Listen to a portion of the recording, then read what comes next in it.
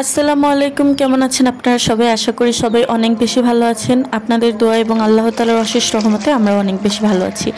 আজ আপনাদেরকে খুবই চমৎকার একটা বড়ার রেসিপি দেখাবো। এই বৃষ্টি ভরা মরশুমে গরম গরম ভাতের সাথে বড়া ভাজি এবং ভর্তা দিয়ে খেতে কিন্তু বেশ লাগবে, তাই না? তাই আজ আমরা এটাই করব। এই ডালগুলো দিয়ে আমরা মূলত বড়া বানাবো। এগুলোকে হচ্ছে কলই ডাল অথবা খেসারির ডাল বলা হয়। আর এই বড়ার মধ্যে থাকবে বেসিক্যালি একটা নিউ ইনগ্রেডিয়েন্ট। আর আমরা আজকে পটল ভাজবো। আর এই নিউ ইনগ্রেডিয়েন্টটা হচ্ছে কিন্তু পুঁই শাক। আমাদের নিজেদের গাছের পুঁই শাক, বড় বড় মোটা মোটা ডাঁটাওয়ালা বড় বড় পাতাওয়ালা পুঁই শাক, যেগুলো আমরা ভিডিওর শুরুতেই ধুচ্ছিলাম সেটা দেখিয়েছি আপনাদের। সেই পুঁই শাকগুলো কিন্তু একদম কুচি কুচি করে নিয়েছি। এইটা বেসিক্যালি বড়ার মধ্যে যাবে আর সেই লেভেলের একটা মজাদার বড়া তৈরি হবে। আর আমরা নিয়ে নিয়েছি কাঁচামরিচ। এখন এগুলো হচ্ছে বেটে নিবে। বাটার আগে পাটায় পেঁয়াজ আর রসুন ছাড়িয়ে নিচ্ছে, ভালোভাবে পেঁয়াজ রসুনের ছোলা ছাড়িয়ে এগুলোকে হচ্ছে বেটে নিবে। এবার দেখুন সুন্দর করে কিন্তু পেঁয়াজ কাঁচামরিচ রসুনগুলো এবার বেটে নিবে। আর পাটায় অনেকে বাটতে পারে না, ব্লেন্ডও করে নিতে পারেন, কিন্তু পাটায় বাটলে এটার স্বাদ অন্যরকম হয়, এটা বেশি মজাদার লাগে আমার কাছে। আর এগুলোর সাথে কিন্তু খেসারির ডালগুলো বেটে নিচ্ছে।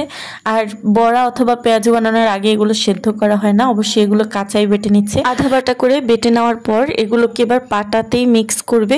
সব পেঁয়াজ কাঁচামরিচ রসুন কিন্তু এগুলোর মধ্যেই আছে বেটে দেওয়া। তারপর এর মধ্যে পরিমাণ মতো লবণ এবং হলুদ মিক্স করে ভালোভাবে আরেকটু বেসন দিয়ে নিবে। বেসন দিয়ে তার মধ্যে কিন্তু আমাদের সেই কুচি করে রাখা পাতাগুলো দিয়ে দিচ্ছে। এগুলো কিন্তু পুঁই শাকের পাতা। এগুলো দিয়ে ভালোভাবে এবার মিক্স করে দিবে। মিক্স করে দেওয়ার পর এভাবে কিন্তু বেসনটা দিয়ে দিচ্ছে। বেসন দিয়ে এভাবে এটার সাথেও ভালোভাবে মিক্স করে দিবে। ভালোভাবে মিক্স করার পর ছোট ছোট বল তৈরি করে আলাদা একটা প্লেটে উঠিয়ে নিচ্ছে ভাজার জন্য।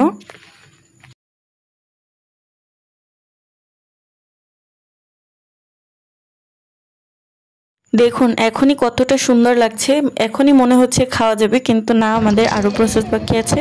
এবার হচ্ছে আমরা যে পটলটা ভাজি করব তাতে হলুদ আর লবণ মিক্স করে ভালোভাবে ম্যারিনেট করে নিচ্ছে। বৃষ্টিওয়ালা মরশুমে কিন্তু এই ভাজা পোড়া খেতে দারুণ মজাদার হয়। তো এবার হচ্ছে আমরা এই পটলগুলোকে ভালোভাবে হলুদ আর লবণ মিক্স করে রেখে দিচ্ছি। আগে আমরা বড়াটা ভেজে নেব, কারণ এটা আমরা রেডি করেছি আগেই। আর পটলটা একটু ম্যারিনেট হতে দিচ্ছে। চুলায় কড়াই বসিয়ে দিয়েছে। এবার হচ্ছে কড়াইয়ে তেল দিয়ে দিচ্ছে পরিমাণ মতো। এবার হচ্ছে তেলটা গরম হলেই বড়াগুলো এক এক করে চুলায় দিয়ে দিবে। তেল গরম হয়ে গেছে, এবার সবগুলো বড়া একদম সুন্দরভাবে কড়াইয়ে দিয়ে দেওয়া হচ্ছে। ভালোভাবে দিয়ে দেওয়ার পর এগুলোকে মিডিয়াম আঁচে ভেজে নেওয়া হবে। অবশ্যই মিডিয়াম আঁচেই ভাজতে হবে, বেশি আঁচে ভাজতে গেলে পুড়ে যেতে পারে। তো আমাদের এক সাইড হয়ে গেছে, এবার হচ্ছে উল্টে দিচ্ছে। আর আমার কাছে কিন্তু বড়া অনেক বেশি ভালো লাগে, ভাতের থেকে আমি এমনিতেই খেয়ে ফেলি অনেকগুলো। তো আমার কাছে বড়া খুবই পছন্দ লাগে, বড়া পেঁয়াজু এইসব আমার পছন্দের জিনিস। আর ভাত দিয়ে খেতে তো অনেক ভালো লাগে। তো আমাদের বড়াটা কিন্তু রেডি হয়ে গেছে। এবার এগুলোকে আলাদা করে উঠিয়ে নেওয়া হচ্ছে। কারা কারা বড়া দিয়ে গরম ভাত অথবা পানি ভাত খেতে পছন্দ করেন তারা অবশ্যই আমাকে কমেন্টে বলে যাবেন। আর এবার হচ্ছে আমরা পটলটা ভাজি করব। আর আমার আম্মু পটলটা ভাজি করার সময় দেখেনি, ফোনটা ব্লার হয়েছিল। যাই হোক, এটা একটা অ্যাস্থেটিক ভিডিও হিসেবে ধরে নিন।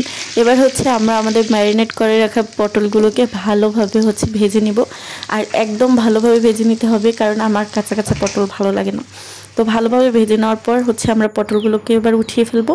আর আজকের জন্য আমাদের এই দুই ভাজা পোড়া কিন্তু আমার কাছে বেশ ভালো লেগেছে। আর এইভাবে একবার বড়া তৈরি করে অবশ্যই খাবেন। বড়ার সাথে এভাবে কিছু মিক্স করে, যেভাবে আমরা পুঁই শাক মিক্স করেছি আপনি চাইলে পুঁই শাকও মিক্স করতে পারেন। আর এই হচ্ছে আমাদের আজকের রেসিপি, ভর্তা, পটল ভাজা এবং বড়া। আপনারা কারা কারা এসব পছন্দ করেন